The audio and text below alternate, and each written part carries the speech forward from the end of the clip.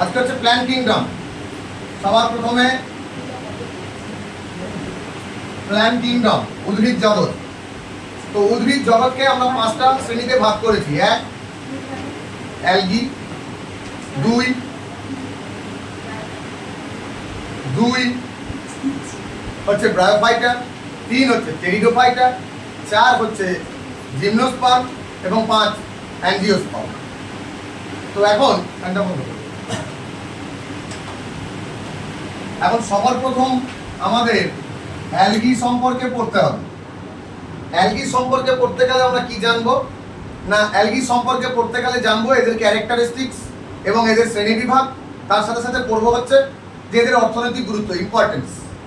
তো এখন এদের এক্সাম্পলগুলো জানতে হবে। স্বাভাবিকভাবে অ্যালগিতে কি, অ্যালগির মধ্যে ক্লোরোফিল এ বি থাকে। স্বাভাবিকভাবে ক্লোরোপ্লাস্ট থাকার কারণে অ্যালগি ফটো অটোট্রপিক, অর্থাৎ এরা সানলাইট নিয়ে নিজেদের খাবার নিজেরাই তৈরি করতে পারে। They make their food own, মানে সবুজ পুষ্টি দেখতে পাওয়া যায়। এরপর বলেছে থ্যালয়েড প্রকৃতি। থ্যালয়েড মানে কি? থ্যালয়েড মানে হচ্ছে থ্যালাস প্রকৃতির। এদের মূল কাণ্ড পাতাকে আলাদা করা যায় না। অর্থাৎ একটা শ্যাওলাকে দেখে আমরা কোনটা রুট, কোনটা স্টেম, কোনটা লিফ বুঝতে পারি কি? বুঝতে পারি না। যথারীতি এদেরকে আমরা বলি থ্যালোফাইটা বা থ্যালাস প্রকৃতির বা থ্যালয়েড। এখন এর সাথে সাথে এরা লার্জলি অ্যাকোয়াটিক। নর্মালি এরা জলেই থাকে। সেই জল মিষ্টি জলও হতে পারে, সেই জল মেরিন ওয়াটারও হতে পারে। এমনকি এরা স্যাঁতস্যাঁতে জায়গায় অল্প ছিপছিপি জলেও থাকে, এমন না যে গভীর জলে থাকতে হবে। এমনকি স্লথ বিয়ার বলে এক ধরনের প্রাণী থাকে, যে প্রাণীর দেহে এই অ্যালগি কিন্তু প্যারাসাইট হিসাবেও থাকতে পারে, পরজীবী রূপ। নিজেরা খাদ্য তৈরি করতে পারে না তাই।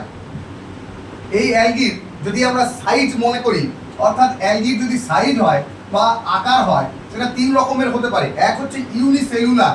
ইউনিসেলুলার মানে হচ্ছে যারা এককোষী। তো ইউনিসেলুলার এককোষী যেমন হচ্ছে ক্ল্যামাইডোমোনাস। তো ক্ল্যামাইডোমোনাস হচ্ছে এককোষী। এরপর বলেছে কলোনিয়াল। কলোনিয়াল মানে হচ্ছে কি, যারা কলোনি গঠন করে অবস্থান করে, যেমন আমরা বলতে পারি ভলভক্স। এরপর বলেছে ফিলামেন্টাস।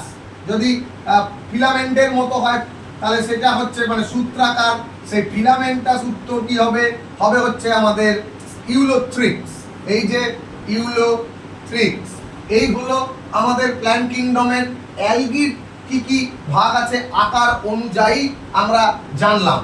এরপর আমরা জানবো হচ্ছে যে অ্যালগির বাস্তবে এখানে কিন্তু ছবির কোশ্চেন আসবে। এই অ্যালগি থেকে আসলে ছবির কোশ্চেন আসবে। কিভাবে আসবে ছবির কোশ্চেন?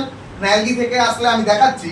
তো আমরা অ্যালগিকে যদি ক্লাসিফাই করি, 3 রকমের অ্যালগি আমরা পাবো। কি কি পাবো? এক হচ্ছে তোর ক্লোরোফাইটা বা ক্লোরোফাইসি, মানে ফ্যামিলি যুক্ত। তাকে আমরা বলি কি না, ক্লোরোফাইসি সেটা হচ্ছে সবুজ বর্ণের অ্যালগি। ফিওফাইসি সেটা হচ্ছে বাদামি বর্ণের অ্যালগি, ব্রাউন কালার। অন্যদিকে যদি বলি রোডোফাইসি, তাহলে কি সেটা হচ্ছে রেড কালারের তোর অ্যালগি, লাল বর্ণের অ্যালগি। এখন এদের যে আমরা ভাগ করব, তার আগে আমাদের কয়েকটা জিনিস জানতে হবে। কি জানতে হবে তার আগে? যেমন এদের রিপ্রোডাকশন কেমন হয়। এটা তো আমরা অ্যালগি আকার জানলাম, অ্যালগি থ্যালয়েড জানলাম। এদের রিপ্রোডাকশন কেমন হতে পারে? এদের রিপ্রোডাকশন হতে পারে ভেজিটেটিভ।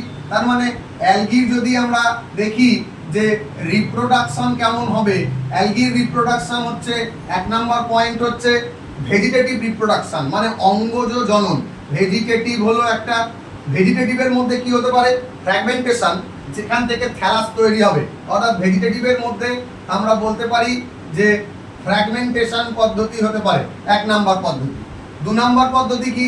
সেক্সুয়াল রিপ্রোডাকশন, অর্থাৎ এদের কিন্তু যৌন জননও দেখতে পাওয়া যায়। সেক্সুয়াল রিপ্রোডাকশনটা কি হবে? স্বাভাবিকভাবেই বলতে পারি ফরমেশন অফ গ্যামেট, অর্থাৎ গ্যামেট তৈরির পদ্ধতি। গ্যামেট, ফরমেশন অফ গ্যামেট হলো। এবার এই গ্যামেটগুলো কি হতে পারে না, এই গ্যামেটগুলো বাস্তবে তোর বিভিন্ন সাইজের হতে পারে, একই সাইজের হতে পারে। আবার মেল গ্যামেটটা সচল হতে পারে, ফিমেল গ্যামেট নিশ্চল হতে পারে। 3টা টাইপ হতে পারে। এর 3টা টাইপের মধ্যে যেমন যদি দেখা যায় যে ফরমেশন অফ গ্যামেট কি আছে না, ফরমেশন অফ গ্যামেট যদি দেখা যায় যে সিমিলার ইন সাইজ, অর্থাৎ তাদের সাইজ যদি সিমিলার হয়, সিমিলার ইন সাইজ, তাহলে তাকে আমরা কি বলবো?